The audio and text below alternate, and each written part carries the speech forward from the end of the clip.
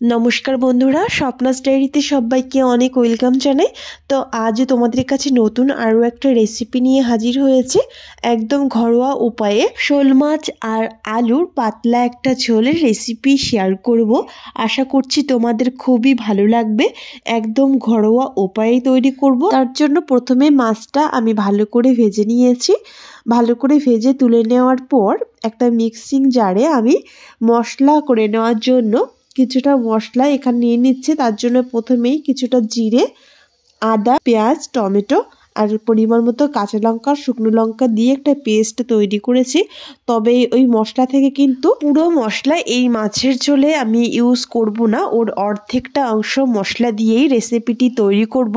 এখানে একদম হালকা মশলারই তৈরি করছি।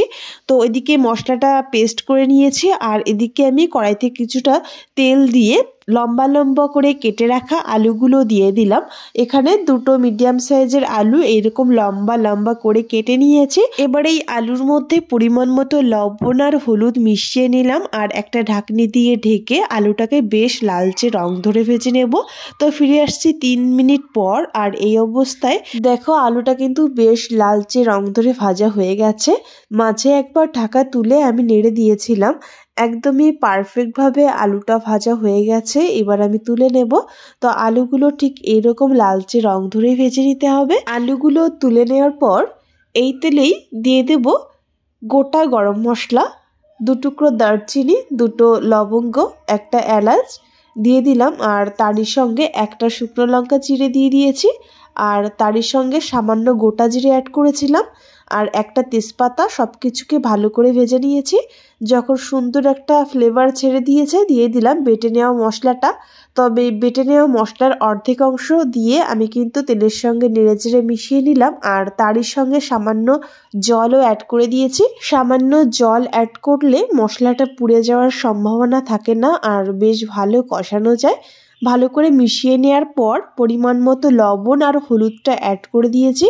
এবার নেড়েচেড়ে ভালো করে মশলাটাকে কষিয়ে নিতে হবে আর যখন দেখব মশলা থেকে এইরকম তেল ছাড়তে শুরু করেছে বুঝতে হবে মশলাটা একদম ভালোভাবে কষানো হয়েছে।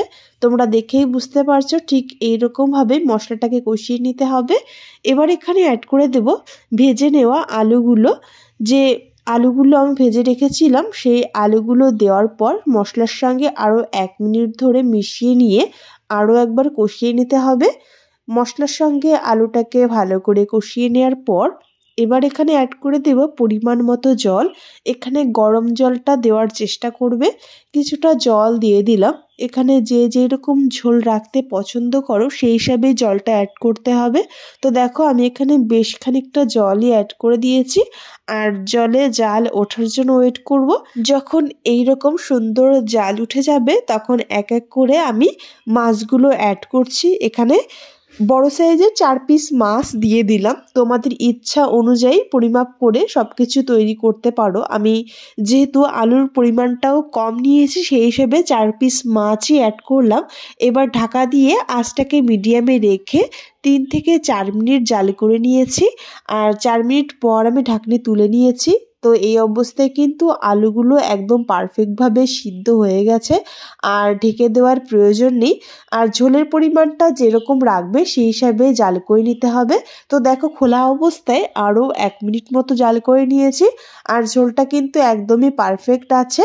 আমি কিন্তু একদমই হালকা ঝোলের তৈরি করছি, তাই ঝোলের পরিমাণ বেশি শুকনো করব না, ঠিক এইরকমই হালকা থাকবে। একদম শেষে এবার এখানে অ্যাড করে দিচ্ছি কিছুটা ধনেপাতা কুচি। ধনেপাতা কুচি দিয়ে আঁচটাকে বন্ধ করে দিয়ে নেড়েচেড়ে একটা ঢাকনি দিয়ে ঢেকে রেখে দেব 1 মিনিটের জন্য। তারপরে গরম গরম ভাতের সঙ্গে দুপুরে কিন্তু অসাধারণ লাগে খেতে।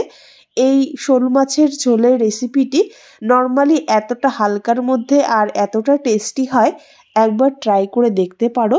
আশা করছি তোমাদের ভালো লাগবে। বন্ধুরা বাড়িতে যদি একবার ট্রাই করে থাকো আমাকে কমেন্ট করে জানিও যে তোমাদের কেমন লাগলো। আর ভালো লাগলে প্লিজ বন্ধুরা আমার চ্যানেলটি সাবস্ক্রাইব করে পাশে থেকো। তো আজ এ পর্যন্তই ভিডিওটি শেষ করছি। দেখা হবে নেক্সট কোনো নতুন রেসিপি নিয়ে।